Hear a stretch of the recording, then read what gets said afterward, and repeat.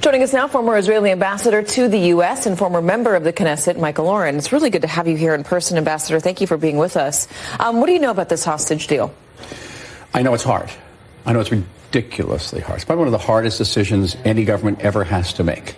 On one hand, how do you say no to the release of 50 women, children, old people? How do you say no to that? The families have been in indescribable pain for the last almost 2 months now. So that goes without saying. On the other hand, it's saying to Hamas, okay, we've now created a precedent of a ceasefire. Yeah.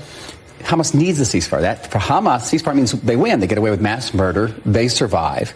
It means that the 250,000 Israelis who have been evacuated from their homes along the border can't really go back there. I don't know if you have kids. Would you go back there and knowing that Hamas is on the other side reorganizing and rearming? And it means the whole process starts over again. And we've also lost 62 soldiers. You have to go to those families and say, hey, your kids may have died for nothing. Then there's the terrorists who are going to get released from Israeli prisons, and there's going to be families who are going to appeal to the Supreme Court and say, you can't do this. You know, what about my family? And at the end of the day, there's actually no good decision. I don't know the actual decision-making process. I think the sense is that Hamas may drag this out. It's going to make us say, after 4 days of this ceasefire, well, we gave you, 15, 20, we can't locate the others. Let's have another 5 days of ceasefire. Let's keep in mind that Hamas is not an honest, broker. It's not an honest negotiator. And it's done this repeatedly in the past. So it's full of dangers, full of risks. At the end of the day, I don't think the Israeli government could look those 50 families in the eye and say, listen, your kids aren't coming home. Well, Benjamin Netanyahu hasn't been looking the families in the eye up until yesterday. There's been a lot of criticism of him for not directly relating to the hostage families. President Biden came over and did it, while Benjamin Netanyahu was not the prime minister. His political future hinges very much on what is happening right now. There are some that say that he's got no political future, and there are some that are arguing that all of his decisions are complicated by his desire to stay in office and potentially stay out of prison himself. I think they used to say in the old SATs, D, all of the above. Like everything you just said is true. Does he have a political future? Probably not. Does he believe he does? He does. Will he fight it? Probably. Nobody knows right now. In Israel, people take responsibility. I don't think anybody resigned after Pearl Harbor. Nobody resigned after 9/11. And in Israel, that you can't get away with that. So the chief of staff has already come out and said, I take responsibility. The head of military intelligence has come out and said, I take responsibility. The head of the internal security, our FBI, said, I take responsibility, which is Israeli code for when this is over, I'm going to resign.